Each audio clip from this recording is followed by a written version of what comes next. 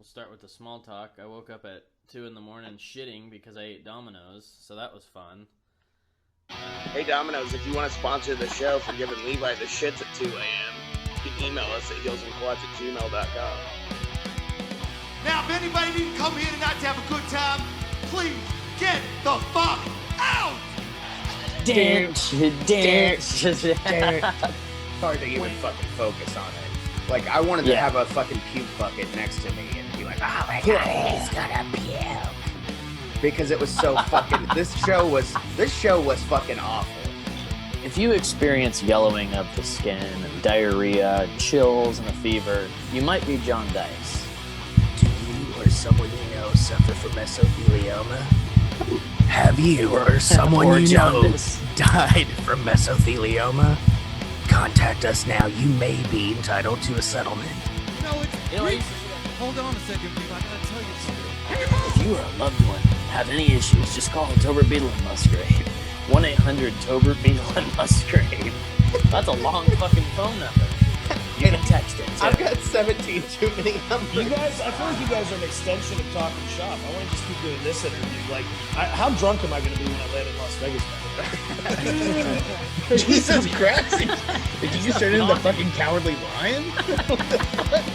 Are we on the Yellow Brick Road? Jesus.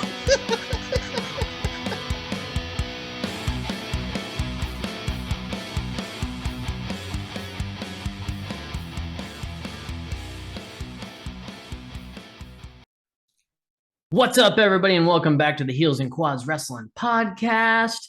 We're here recording on a Friday because we pushed it back 96 times, and now we're here. And we pushed it back again by having to take two. We pushed it back about a half an hour. This is take 2 right now because the first take got a little un-PC, and it would be not good for the algorithm on YouTube. So Yeah, precisely. algorithm. But anyways, nonetheless, I'm Levi with Tommy here. And I'm Tommy, and that's Levi. And we're here to talk about some wrestling and Maybe if we can collect ourselves after that. if we can just talk about wrestling for once, that'd be good. But hey, that's part of the podcast. Is part of it is it's a discussion, Oh, by the way, just to open up the episode, if you want to hear what we talked about in take 1, it'll be on the Patreon, right? Yeah. So join the Patreon. No edits for Patreon.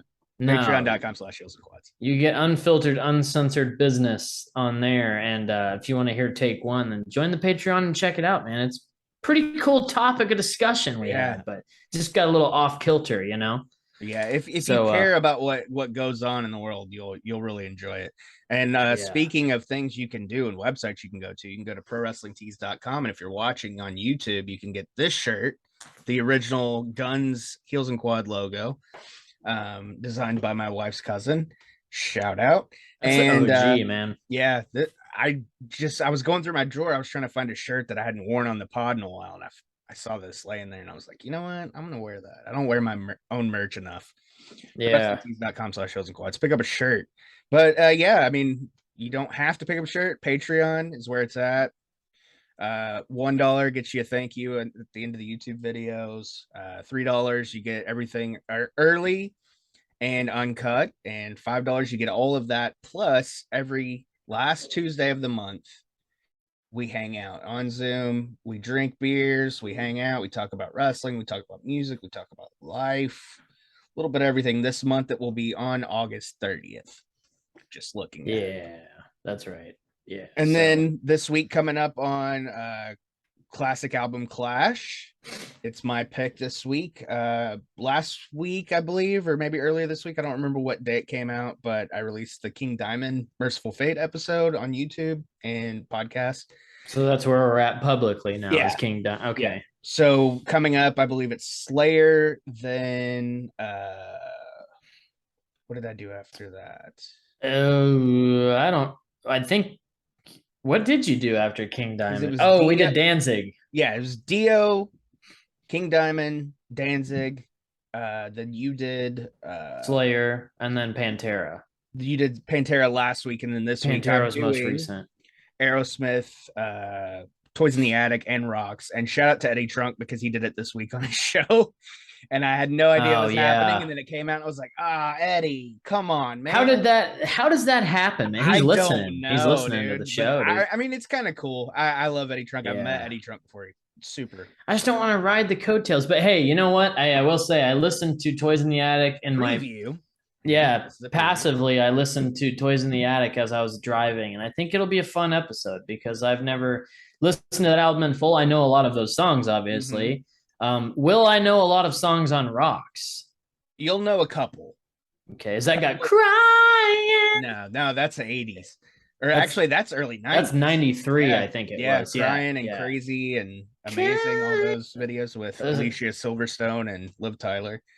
But Rocks has Last Child on it and Back in the Saddle, so you'll know that for sure. Which album is Train Kept It Rolling? Is that on the first or second? Maybe Draw the Line. It's an older song. Yeah, it's an older one because it's on it's on Guitar Hero. Oh, it is a cover. Okay, it's on Guitar Hero Aerosmith, and I remember liking it on there. That was a cool game. The Van Halen one was great. I love the Van Halen one. There was talks they were going to do a Kiss one, and they never got around to it. Man, that would have been like the Metallica one was cool, but that would have been the coolest one. The Kiss would have been dope. The Rock Band Beatles big was catalog. Badass too. I wish, man. I was a Guitar Hero guy. I had Rock Band 1 and I never had the full band. And that's why I didn't get the others because I just wanted a full band. I didn't have my own money at that time, you know? So dude, I used to, because I did have my own money. I was already out of the house working and stuff. A couple years ahead and of me. I bought it with the drum kit and everything, dude. I used to drum on that thing in my fucking underwear. I felt like Tommy Lee, man. Yeah, no shit. Yeah, hanging your hog out on social media. Good for Did you, he hang brother. it out on social media? Yesterday, tweeted it out. I don't know if it was an accident or not, but I saw Twitter. I saw it on my news feed, and I was like, I've seen it before. I'm good. Surely it's gone. I've seen it honk a boat horn. I'm good. Is it just Tommy Lee on? Dude, I got sitting there with his hog out, dude. Just naked as fuck. I don't know. Like I said, I didn't look. I've seen it before. Once was enough. I was scarred. Wow. Yeah, dude. It's still there. Yeah. Good for him. Holy crap, Tommy. He's got a hog, man. Let's zoom in on that thing. Holy shit, Tommy. Yeah, dude. Tommy Lee's got major big dick energy too. Just because he's coolest fucking guy ever. Yeah, Tommy Lee. Yeah. Man. Tommy Lee is cool as shit. He's the coolest celebrity by far I've ever met. He's not a bad tattoo guy either, though. He's got like a bunch of old classic, you know, like the fish and shit. He's got some. Dude. Tommy Lee's cool, and he banged Pam, man. You know, like, shout out to Pam come Anderson. on, dude. Yeah. Shout out to. Oh God, that might not have been PC. He had sexual intercourse with Pamela Anderson on a videotape, on a VHS tape. For those of you who even know what that is, yeah, it was stolen. And his dick honked the horn on the boat, which was cool. Did that happen? The 90s were a good time, man. Yeah, I can see how it has a mind of its own. Yeah, that is a pretty. There's a guy on YouTube I watch. Shout out to the Punk Rock MBA or Finn McKenty, and he does. Finn McKenty's his name, but that's his second channel. He does his Twitch highlights on there. Well, anyways, he does these songs of the 90s or 80s that sucked or didn't, or like if they held up. Anyways, he did Typo Negative was one of them, and Black Number One, and he's like, I think Pete's a smart dude. He knew this was gimmicky. I don't think he was serious. Yeah. And at the end of it, he's like, rest in peace to Peter Steele and his massive hog. Man wing. But hey, dude, also Typo Negative. I want to do them for the classic album Clash, but they are long albums, dude. And albums. But you know what? I don't hate them. I know they're really good albums, but that's like 2 hours of listening at least. But Peter Steele was an amazing songwriter as well. Like very well, like he was a great songwriter. So, and I'm glad an inside joke about him since we met. So yeah, the goblet, you know, goblet of my cock. Yeah. So, dude, could you imagine Peter Steele and Tommy Lee in the same band? That'd be so cool, dude. Just the Big Dick Band. Big Dick Band. That's the name of it. The name BDB. BDB. Who else would go in there? There's not. It'd be the dude from Biohazard, the bassist, because he's like been. Oh yeah, he was. His dick's been shown. Tara Patrick. Tara Patrick. Yeah. Yeah, he was on like Celebrity Rehab or something. He I can't was on remember. that super band show. Superband, not sorry, not Celebrity Rehab. With There was a lot of Nugent famous and people. Sebastian Bach and Yeah, that was a cool show, that was man. a great show. Scott Ian. Whatever happened to that? You know, They yeah, only did the 1 year. that was cool, man. I They was should have hoping did that more band of would those. tour because that was a massive fucking band. Imagine how many. See, the problem was it was so far after the era of like if that was a '90s show, dude, it'd be 10 seasons every year of the '90s. You know, it'd be great because you're riding the coattails of the '80s, and then you got the new guys. Yeah, man, it was a cool show. I want to find that. Yeah, that was like 04, 05, something like that. I remember I was still in school when that came out. I think I might have been out. It was, and it was those years of like. It was around that time of by all the way, the we're love gonna get shows. to wrestling, just so everybody knows. Yeah. So. It was around the time of all the love, Rock of Love, Flavor of Love, Hogan Knows Best. It got really polluted with reality shows. What did they call it? They called it like poop TV or crap TV or something when all that reality blew up. There's Crash TV. No, that's Vince Russo. There, I swear there's a name. I thought you were being funny. Are you serious? Oh no, I thought that's what they called that too. It might be, but I feel like I heard somebody call it shit or crap or something TV because it was just like it was dumb, but it was addicting. You Most know, of it was very scripted. Gene Simmons' Family Jewels was another one. Yeah. Shows like that. Yep. Which that show got super serious at the end. He went back over and he found out he had siblings that he didn't know he had. From his dad, and then like I've slept with over 2,000. Like he went to the Anne Frank house and shit, and then him and Shannon get married in the end, and I'm like, holy shit! Like, how many seasons did that run? 5 or 6, I think. Oh, okay, it was around longer than I thought. And it was on A&E, which was weird. I knew A&E kind of started doing those kinds of shows when VH1 got into the Wives of Basketball or whatever. Yeah. 15 Wives of New York Basketball. I don't know, dude. Those shows I'm not into. Real Housewives of County. Real Housewives. Why are you gonna get home and get that meth? You gotta get home, get that meth for me. Oh man. Boxers get a little. They ride up, but anyways. Okay, yeah, wrestling. All right. Let's talk about wrestling. No more sidetracks. Yeah, we're all wrestling from here on out. Thanks for of those of you who stuck with us. Around. And who listened to part 1 on the Patreon. Yeah. Sure. I wanted to say before we get into Vengeance 2002, because it's obviously what we're talking about today. Yeah, take a wild guess what you're gonna say first. Take a wild guess? Yeah. Triple H. Triple H taking over, right? Yeah. How'd you know? Bringing people back, stuff like that. Yeah, I've seen some good feedback on Triple H running creative, and I myself have watched clips from Raw. Not so much SmackDown because I'm still not really down with like the roster needs to be changed a little bit. It's too. That's like the superhero TV show. Yeah. The Raw is more of like the wrestling show, which you know what? Dude, that might you're be right. okay. Yeah, it's very superhero. It's like a CW show or something. Yeah, like you got Supernatural, Drew McIntyre with your sword and Roman with his fucking glove and the Usos are, I guess they're ghetto or something. And something. I don't know what's going on. Sheamus is like this Irish superhero. Tough. Yeah. Drew is Scottish. Sheamus is Irish, right? Mm-hmm. Yeah, Celtic. Yeah, that's right. Just making sure I'm covering my bases here. I wouldn't want to be racist or anything. Lobster head.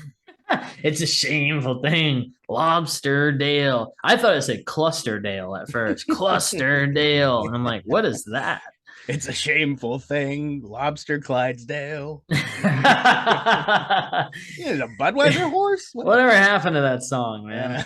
I don't know. He needs to bring it back. I like that. Yeah, it's a shame to fame. Clusterdale. But yeah, there's been some positive feedback on Triple H running creative, and I think it looks better so far. It's been a lot more wrestling related. Like it's getting it's got that NXT vibe going right now. I've seen a couple of segments that were very, Vince kind of cheese balls shit. Yeah. But it's like you kind of still have to have it for it to be WWE because obviously you don't want to take away from everything. I mean, there was Katie Vick, you know. Ooh. I'm hoping eventually that kind of shit will get phased out and it goes back to more like what we grew up with. Like, I'm cool with like reality based storylines. I want those.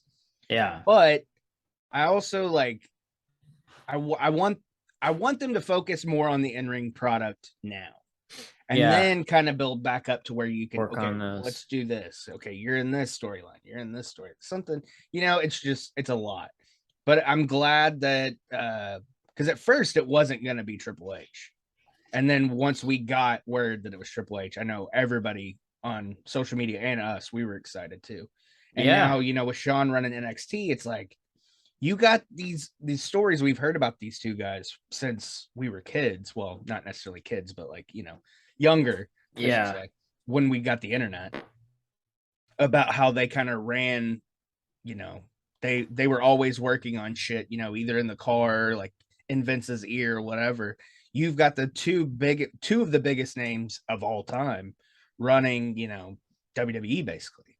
Yeah, and they're lovers of the they're guys who they're fans of the business. They're fans of the business. They know what it's like to come up in the business. They know what it's like when they clearly know how to get over. Yeah.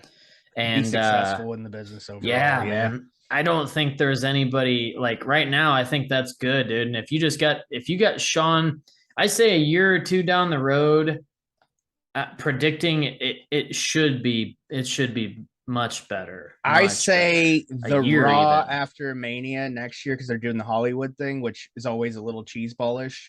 Yeah. But I say the Raw after that, I think we're really going to see a huge shift.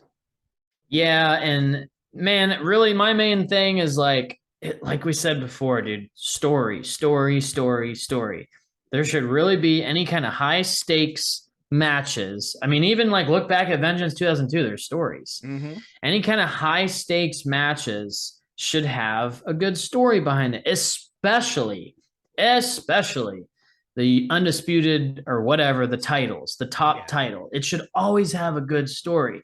And Brock and Roman, the most recent one was the build was pretty good and the match wasn't god awful. You know, it wasn't lame like some of them have been. So it was better, but it had some kitschy shit in there with the fucking tractor of course, and all that stuff. Yeah, it was over the top. But at least they brought something else to the table to make it different from every other time they've wrestled each other. So on that, I will give it a thumbs up.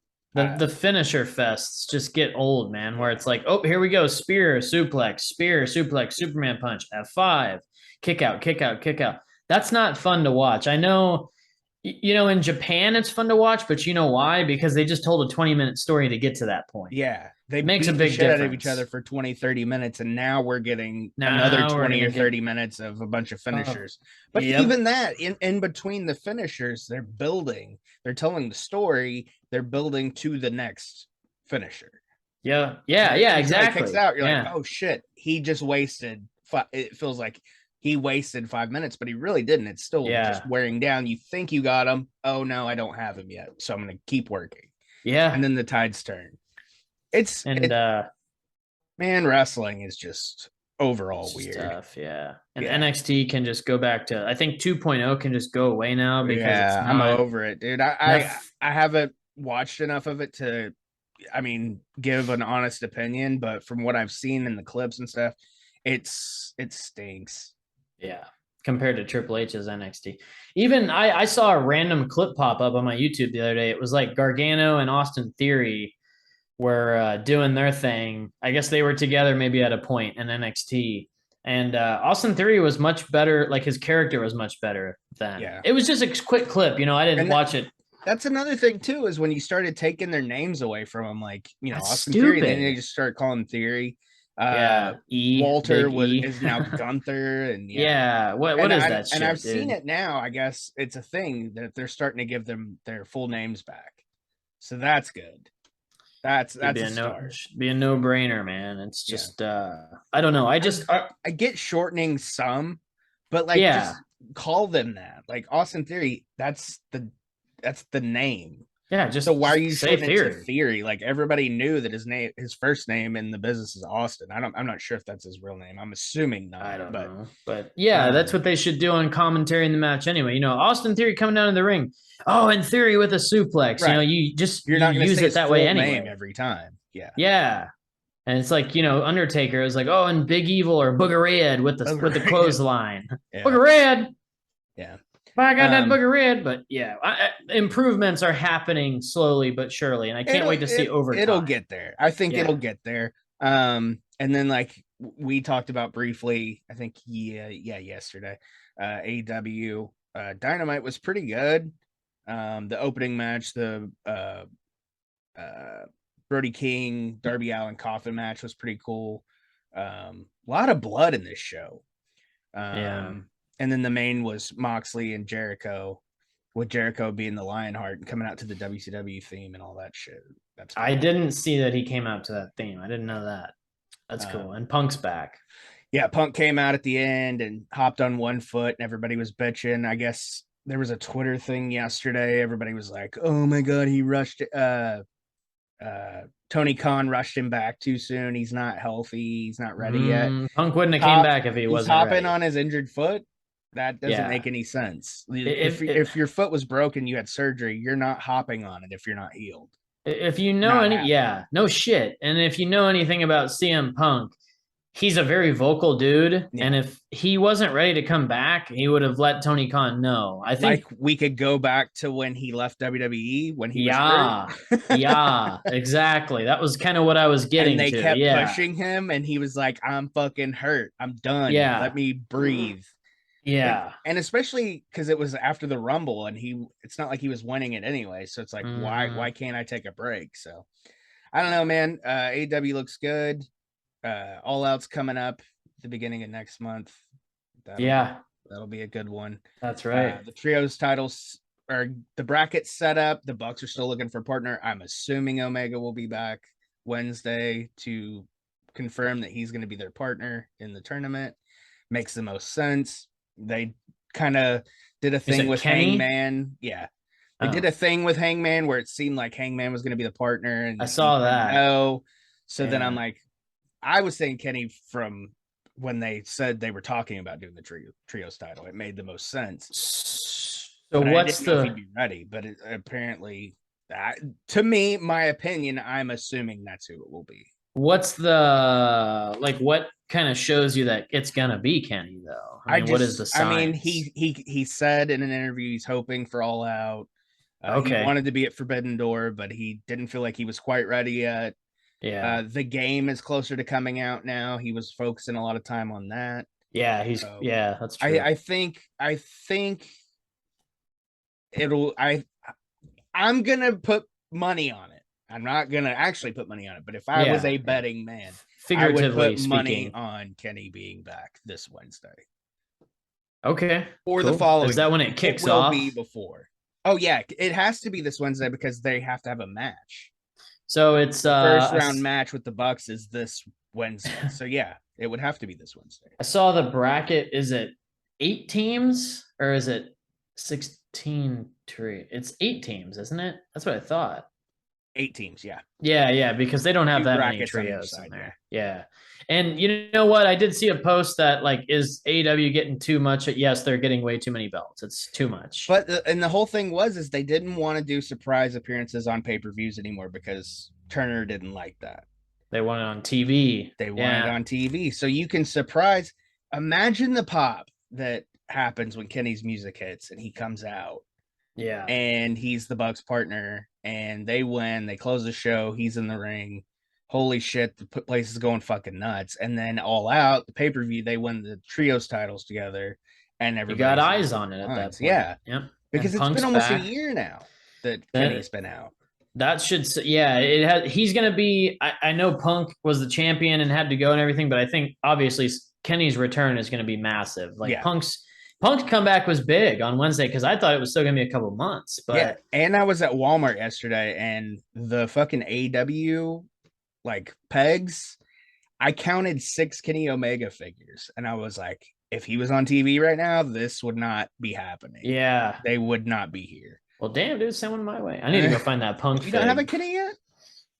I have the first series. Oh, okay. From Yeah, him and Jericho's match. I forget which one this was. I didn't really look. I was just kind of like when I go in there on the toy aisle, I just kind of like look real quick because if I stare in too long, I'll make stupid decisions by buying. So the way it looks is it Bucks and Kenny are going to be the baby faces and Red Dragon will be the heels. Yeah. That's kind of what I gathered from the super kicks and all that shit. Which and it, you know, it's cool. The Bucks had a nice little heel run and they're, you know, they have to change those characters because they're so over and kids like them. So it makes sense for them to be heels too. Because they're little dicks. They're amazing. Dude. But you know, I think that has to be the final match though of the trios is Red Dragon versus the Elite, and it'll be fucking awesome. Yeah. As much as I want to see like House of Black, dude. I want to see them because I've said it on here before. I love House of Black. Yeah, they're awesome, I've been watching the videos of Malachi Black. I love Brody King. Dude. Yeah, I queued up his band. I'm gonna listen to it later, but it's more, you know, really a lot harder. But what is it again? God's Hate. Right? God's Hate. Yeah, it's very probably like deathcore-ish, death metal, singer? Something like that. I don't know. Is he the singer or the? But the picture, I think he is a singer because the picture on their Spotify is him diving into the crowd, and he doesn't have an instrument. So I think he is the singer. Okay. But I've been watching the videos of Malachi Black, and then recently a video of Brody King getting tattooed by Paul Booth. Came out on Loudwire. So I've been watching those, and we talked about that actually on the last Patreon meetup, patreon.com/. Yeah, that's right. I'm a fan of House of Black, but obviously it has to be Elite and Red Dragon first. Yeah. House of Black will get their run. They've set it up, you know, with them turning and that's the big angle here. So AEW needed this. Now if we can just get MJF back, I don't know what's up with him, but if we can just get him back, man, or something. Or just let him go, let him go to WWE. Yeah. Let Triple H have fun with him. I need to see MJF. As long as they're TV-14, because MJF, PG, it's not my thing, work. Man. He's a really smart dude, so I think he could make it happen, but it's not going to be it wouldn't be the same. It's not going to be the same because he's such a little shit that he has to have that. He can't have that boundary of PG. It needs to be just a little more. We have been putting him over since the day we met him. He's fucking great, man. And I think he's an asset to AEW. It's just like him and Tony need to hash it out. Just pay the fucking kid or let him go. We've already said it. I'm not going to go beat the dead horse here, but anyways, let's talk about Vengeance, I guess. Yeah, I think that's all the current this is perfect timing. We're 30 in. Let's get to the main event here. So the main event of the evening today or morning or afternoon, whenever you're listening. Following our 2002, obviously we're about a month late because July is typically Vengeance, but you know what? SummerSlam was in July, so Vengeance can be in August. And also because we don't have to do SummerSlam 02 because we already did it. And we're doing global warming still. That'll be the next wrestling show. Will be the Australian show, and we'll talk about SummerSlam 02 on that show because it's kind of leading up to after. That. Yeah. So today's episode is Vengeance 2002 from July 21st, 2002, as we continue our 02 pay-per-views. Raw and SmackDown both on the show. Detroit, Michigan at the Joe Louis Arena. There was 12,000 people there. This one shows the buy rate of 375,000. That's not bad for a B show, I guess, if you will. The tagline, quick and merciless. And you get the vibe right off the bat. This is a segue show into SummerSlam. Yeah, they're not doing too much. I mean, obviously the main is a lot, but the undercard is very underwhelming. And this, I was gonna say like not Judgment Day, not bad matches. Right. Just it's just not like on paper. Like on paper, Judgment Day Judgment Day and King of the Ring both had much better cards. Yeah, and we just did King of the Ring, and it's you could tell a difference. Yeah. But this, I always like to talk about this one and Judgment Day, two of the rarest ones you can find on DVD. Backlash 02 is pretty rare too. Mm-hmm. And I think those are the tougher ones because it was that weird transition when they were changing their distributor or whatever it was. Right. Anyways, On Heat, Goldust defeated Stevie Richards in 3 minutes and 49 Which seconds. Found it on YouTube and watched. Oh, you it. did? Cool. What'd you think of it? Not a terrible match, but not the best match, obviously. But It's two Dustin. guys that can work. Yeah, exactly. Two dudes that And teach people. And thought I found it originally, and it was another match from a year later on Heat, and then kept scrolling through YouTube and finally found it. And I was because we always talk about the dark or the Heat match on these papers. Yeah, and never watch them. Yeah. So I seeked this one out because it was like Goldust, Stevie Richards. Okay, I'm down for that. So watched it. Yeah, it was okay. Like I think it was like it's a Heat match. How long was it? 7-8 minutes, maybe 3:49. Oh, not even. Yeah.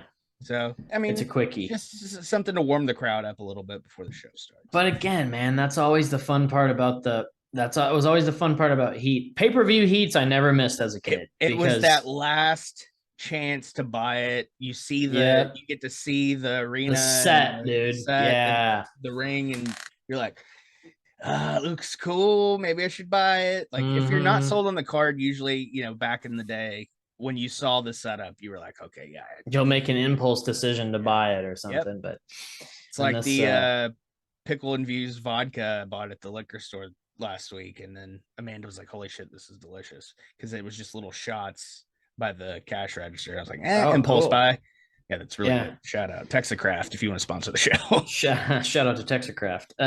Okay, so the show starts out with some what is it? Ezekiel 27:13. Yeah, thou shalt not, whatever it was. And it's that voice is in full effect here. Yeah, and it's the Samuel Jackson thing from Pulp Fiction, the Bible. That's the verse. And then Undertaker does it later on, or maybe he'd already done it at this point, I forget. But they're saying it as he's saying it. Yeah. Rock, Angle. I wonder if that's separate voiceovers they do. Obviously, it has to be. I think so. Like, hey, we need you to do this voiceover real quick.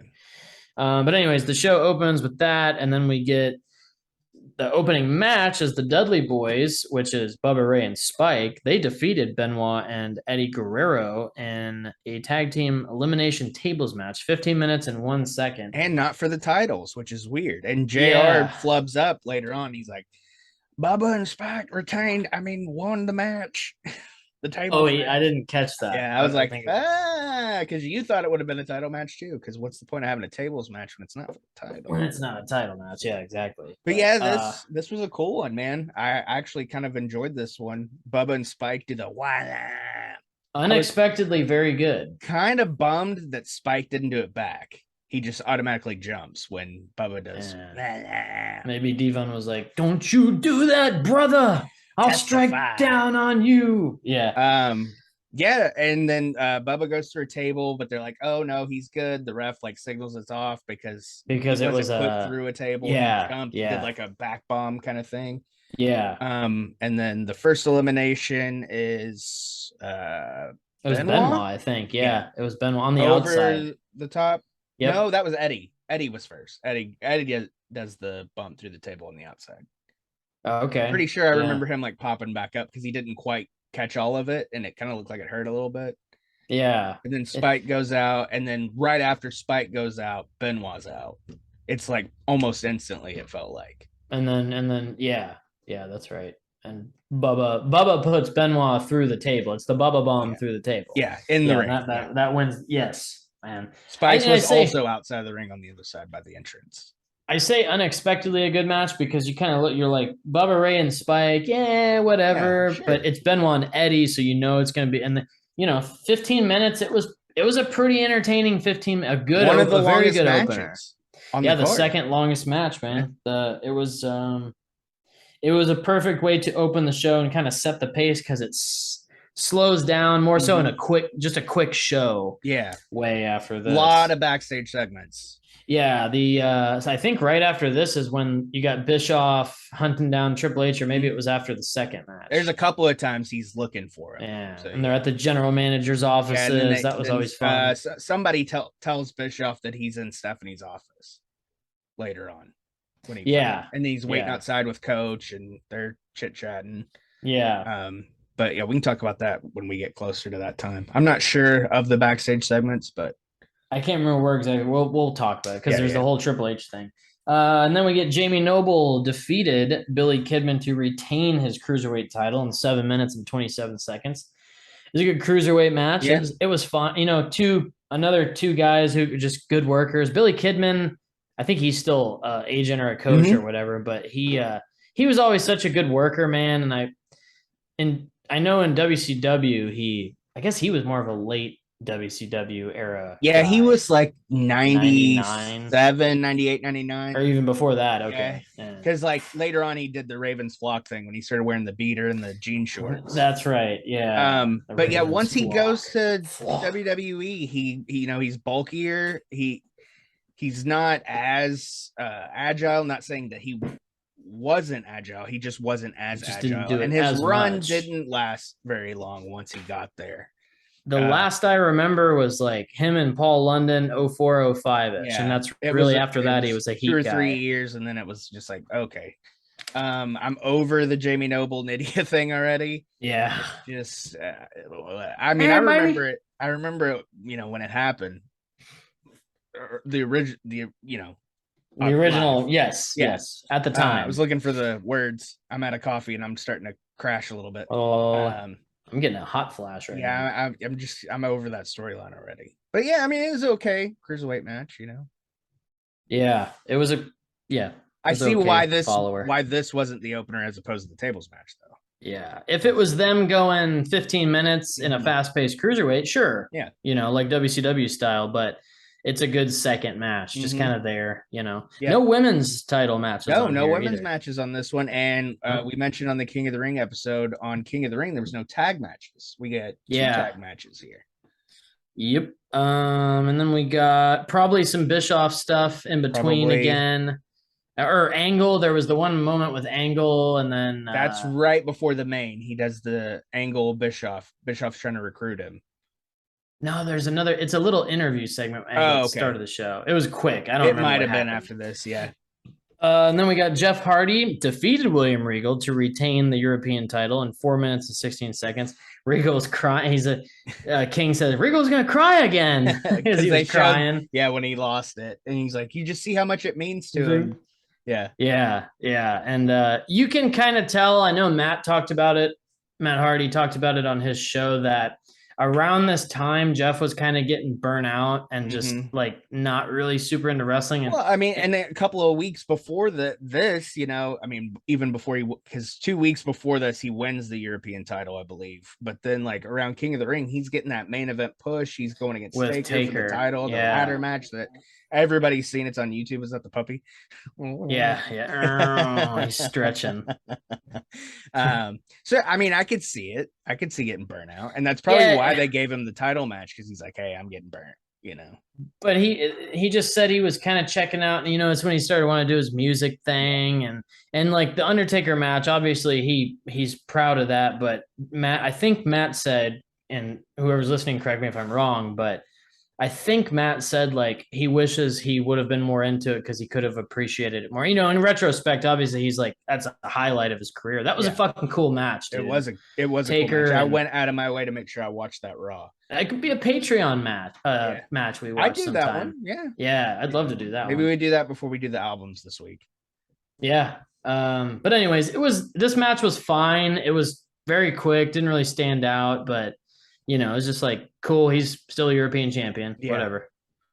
So nothing much to say about it, but and then, I love Regal. Yeah, of course. Both of these guys are awesome. Regal's just an amazing wrestler, and Jeff Hardy's an enigma, you know. Pun intended. And then we get John Cena defeats Chris Jericho, a young John Cena wearing his tights still, and 6 minutes and 16 seconds. And look at Jericho putting people over 20 years ago. Yeah. A young rookie upstart, the prototype in OVW, John Cena. Yeah. And it was a good match, too. It was a good match. Cena I was impressed with Cena. He really, you know, it was a lot of like traditional wrestling stuff. Yeah. The spot where Jericho's on the top and he does the drop kick and Cena like jumps up and he's like, and he gets the drop kick. Dude, I laughed so fucking hard when I saw that. But he wins with a roll up, correct? Yeah. Which is something I wanted to talk about. Way to Yeah. It makes Jericho like he got a sneaky win on Jericho. It doesn't hurt Jericho, but it makes Cena look good. Jericho throws a fit. This is Cena's first big win. It's his first pay-per-view match, too. It's his first pay-per-view match, He but I has the don't match with Angle, but he loses. That's his debut on SmackDown. But I don't And then know the weeks in between who he I don't has remember. Hogan. He loses to Hogan. I Yeah. know that. And yeah, Before this is his this first or after. It's around this. I think it's before because I was still watching those think SmackDowns. Vengeance when later on. I think this is Hogan's last match until 03. Yeah, I think so this it's is before this. because I'm I pretty think sure. I read he went. He was out for 6 months. I guess he was just exhausted from because Hogan was doing a lot of road house shows and shit. He was around in this time. And he was doing weekly TV and some weeks both when he was the champ. Shout out to the guy in Shout out to Uncle Instagram Terry. comments that said I obviously haven't seen his 2002 run. Yeah. by the way. Also, I always got to shout that guy out. Yesterday was also Uncle Terry's birthday, so happy birthday. Yeah. Terry. 69. Yeah, dude. I can't believe he's almost 70. He doesn't look it. No, he still looks probably 58, 60. Yeah, he looks something like like he that. could still go if he wasn't hurt. Let's do a Starcast with Hulk Hogan's last match. Oh wait, he's not dating his sister or daughter or anything. He's not married to Brooke. Yeah. So, anyways, yeah, Cena and Jericho was a good match, man. I enjoyed it. I did enjoy this match. I love a lot. that. Yeah.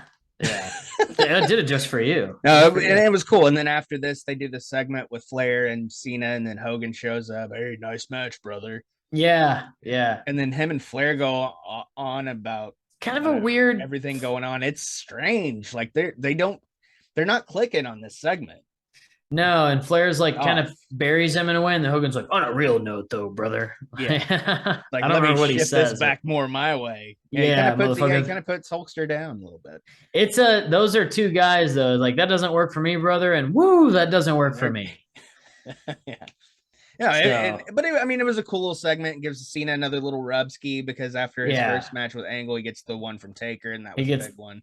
And he gets the blessing from Hogan. Taker and Cena Vengeance 2003. I think that's a good match. Yeah. And I'll be next year, 20 years. Yeah. That's a cool show because it's I think it Vengeance 03. I believe that's all SmackDown. Yeah. 03 is when they start alternating, right? Some kind of. It's not like Bad Blood 03 is all Raw, Vengeance 03 is all SmackDown. And then I think they do in the Fault. Yeah, I think those are the first two because Backlash 03 is both shows. But that's more like WrestleMania Revenge kind of thing. Yeah. And No Way Out 02, that's or 03. No Way Out 03, that's both shows as well. That's Terry and Rock, right? Yeah, Volume 2. Yeah.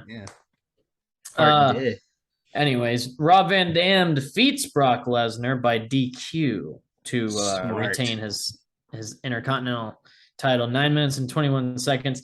I knew when I watched this match, like as soon as I put it on, I was like, okay, Rob wins this probably by DQ because Brock's never been IC champ. Right. And they've got the rocket ship on him right now. And exactly. He doesn't need that belt. He's he's about to win the title at SummerSlam. Spoiler alert. Yeah.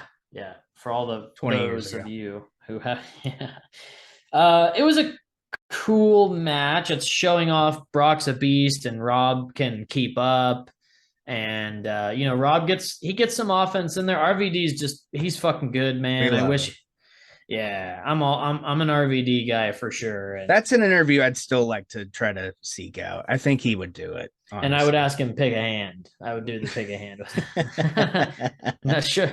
Sean Oliver, I'd have to take shout out to Sean Oliver again. Another pick a hand. Yeah, I think he hit most everybody though. Yeah, like when he does the Shawn Michaels eye thing, always cracks me up. So good, he does it really good too. Yeah. He does. The spot with Charles Robinson beating down Heyman on the outside was great. Loved that. It has to be a DQ finish. Obviously, you're not going to put the IC belt on him and then put the undisputed title on him, a month later because it doesn't make sense. And they've done that before. And when they did it with Warrior, they like automatically stripped him of the IC belt, and it was like, what was the point then, like, of him having it going in? But especially in '90, they probably thought, hey, if we have Warrior lose the IC belt, why is he getting a title shot? So that I kind of get that, but here, this is perfect. DQ finish, move on. And nowadays, if you got someone that's an IC champ and they lose the belt going into a title shot, you know they're going to win the title. It's a dead, like everybody's smartened up. But yeah, it was a fine match. You know, it was all right. It was there. It was Rob Van Dam getting his revenge, and you know, he wins by DQ, so it's cool. Whatever. Because he lost to Brock at King of the Ring. Yes. Yeah. Yes. And then we get Booker T defeating Big Show in a no DQ match. It was 6 minutes and 14 seconds. It was kind of a fun little match that was just there. I don't know the build. It was kind of a throwaway match. It kind of was. It was just there, you know. And then right before this, because Cole and Taz call the first half, and this is when JR and King take over right before this match. I think what they did here is because Vince had disbanded the NWO like 2 weeks before. I thought they took over for Robin and Brock Lesnar. Maybe they did. Yeah, I'm not sure. But they just disbanded the NWO, and I think with Big Show and Booker T both being in it, although Booker T was kicked out before they disbanded it, I think that's what this is. I'm assuming that's the only thing I could think. It's the NWO blowback, whatever. Let's put because Booker T's over, like Rover, because of the Goldust thing at this point. And I mean, Booker T's awesome, but there was a segment with Goldust, I believe, before this match. It was before or after, something like that, but they're in the locker room, and Terry comes in, and Goldust is holding it. He's like hiding his dick. Yeah. He's got his hands over it, and I'm like, what is that about? Is it? Yeah, I wasn't for sure on that, but it was funny. There was a couple of spots on commentary because Amanda actually watched the show with me. She was laughing at like Jerry the King Lawler like 90% of the time he was talking. She was like, he's just out there. She's like, I can't believe they let him say all this shit. He's always just on one, man. Yeah. King don't shut off, especially back then. Too horny. Yeah, like dude doesn't. If he took a Blue Chew, I think he would just explode. Because he doesn't. I think even still to this day, that'll be a guy that's like 90 years old and just rager still. Yeah, rock hard. We can put him in BDB. Yeah, he could be in BDB for sure. It could be. He had an album that came out when he was in Memphis. Did he? Well, it's Memphis. Yeah. If you live in Memphis, you do music. You put out records, dude. Yeah. So, anyways, yeah, it was just kind of a throwaway match, but it was a good watch. It wasn't like a shit match or anything. No. Big Show's a great worker for his size, and Booker T's a amazing worker. So, and this is after Big Show had already left and did that time in OVW to lose weight, right? I'm thinking, or is this before? Yeah, because he looked a little slimmer in this match. He was slimmer throughout the whole NWO thing. He's got the two straps. I think that was like 01 when he went to OVW because they sent him and Mark Henry down. When Vince wanted him to lose weight, it was like 2000 or 2001. Okay, it was early on in his WWE run. Yeah, because he was like, "You're fat. You need to go down there," or whatever. Anyways, and then we get I think that segment was in between there, and then we get the Un-Americans, Christian and Lance Storm, with, I guess, Test is kind of part of that, but he's not out here. He does interrupt, though. He's part of the finish because he gives that's right. Edge the big boot, and then Jericho hits him with the belt. That's right. Jericho is also Canadian for this. Yeah, Chris Jericho is involved in it too. Christian and Lance Storm defeat Edge and Hollywood Hulk Hogan, to win the tag team titles. This is around the time when they were having the dispute with Marvel, and they had to say Hollywood Hulk Hogan.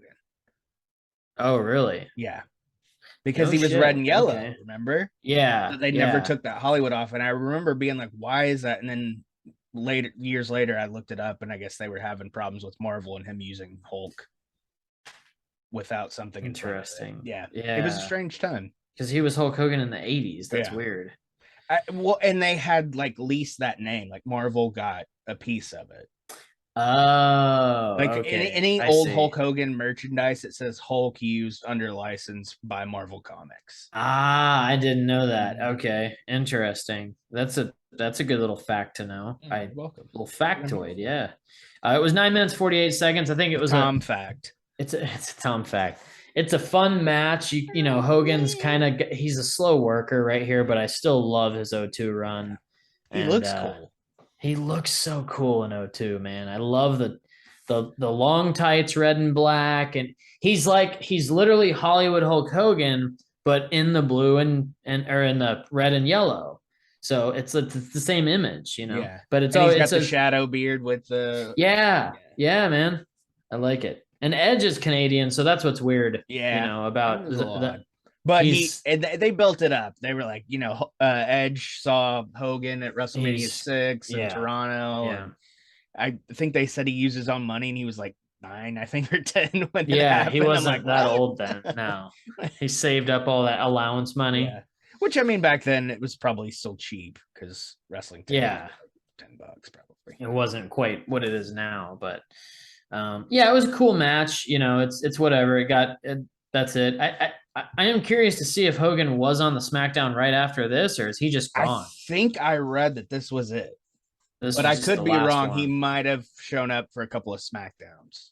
Maybe, but he's not on SummerSlam or anything. So yeah, he was out. He was out ski, and then he's back for Mania. for No Way Out. Starting. Oh yeah, No Way Out and then Mania. So he has to show up at some point in February. I don't know. We'll talk about that next year. Yeah, we'll get to. But it was okay match. Whatever. It's a tag title match. They got the belts off them because they had to because Hulk's leaving. So. And then we get the main event. But before the main event, so first of all, before that match, I think the Triple H segment. He signed his divorce papers, blah, blah, blah. He hasn't made a decision on if he's going to Raw or SmackDown. And then they go to the ring. Triple H goes to the ring, and then Bischoff and Stephanie follow. They go on a spiel. HBK comes out. And he is the one that gets Triple H to come to Raw, which we'll see coming up on the Raws leading into SummerSlam. This is the initial build to HBK getting hit by the car and all that shit and jumped, and they do the video where it like zooms in and it's Triple H's face in like the parking garage or whatever, and Sean's all bandaged up and shit on the satellite feed or whatever, and he's like, "I'll see you at SummerSlam." And it was because they did the one. They did the little segment too where they were DX again for a night, and then that happened. Triple H low blows him, right? I think it's the DX segment that he low blows him or something. Yeah, that's what I'm talking about. That might be after this feud, though. No. It's part of this feud. I think it is them. There's a segment where they're together in the ring. I'm pretty sure they're wearing DX. I remember that. I think that's 04, 05. I don't think it's that late. I think it's 02, man. I really do. I could be wrong though. I'm thinking that was more around the time when they did the Taboo Tuesday Royal Rumble matches. Because Sean Russell's hurt. That's at Taboo Tuesday, I remember. Hold on. Let's type in DX Reunion 2002 on YouTube and see what happens. DX Reunion reunites 2002. Let's see. Yeah, July 22nd, 2002 Raw. Yeah, Triple H turns on Shawn Michaels. July 22nd, 2002 Raw. And it's they're wearing the DX shirts. When was this? 06 was the actual reunion. It was the night after this that Triple H turns on him.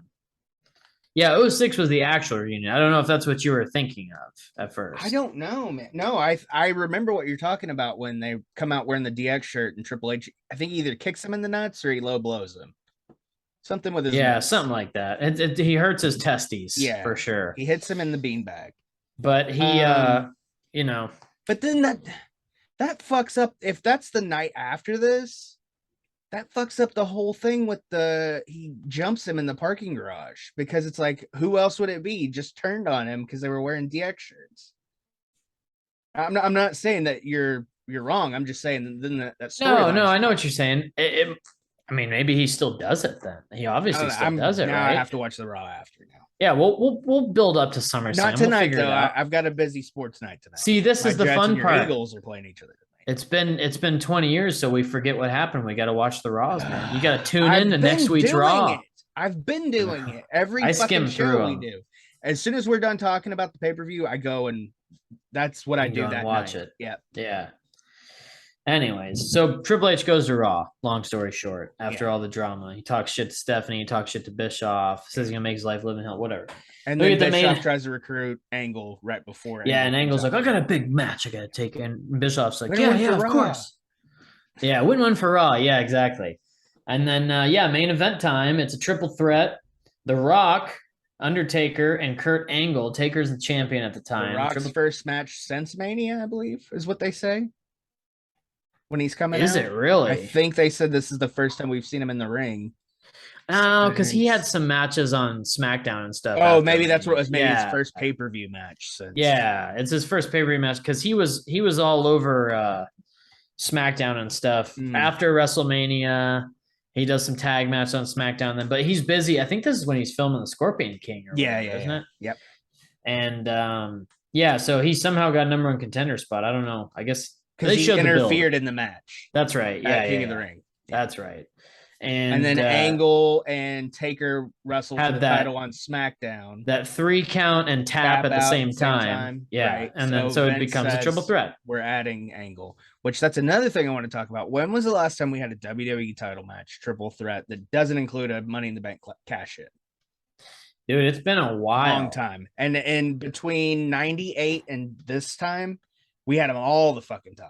Yeah. And they were awesome, dude, because you had so many top guys. Why wouldn't you have triple? Do it now, dude. That's something I think Triple H could bring back. Because I think he should. Yeah, I think he should because that was a talk. I'm glad you brought that up because I'm glad you brought it up because that was a talking point I wanted to say was I love triple threat title match, big title matches. The big title. I love those, man. Even a fatal 4-way I'm a fan of. You got that wild card.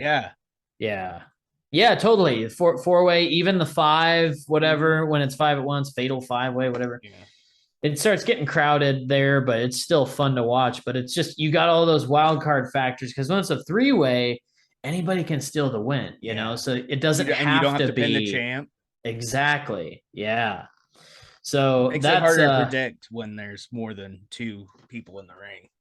So The Rock defeats Undertaker and Kurt Angle in 19 minutes, 47 seconds. I'm assuming the reason why is because they just wanted him to pass the torch to Brock Lesnar. Yeah. Brock, it rhymes. It looks good on a poster. That's money right there. Rock's a kind of already a part-timer at this point. Yeah. So Taker's going to be there. He'll eventually have a program with Brock. So later that year. To drop it to Rock, he can be a transitional champion. He drops it to Brock, and then Brock moves on. Yeah, because they wrestle each other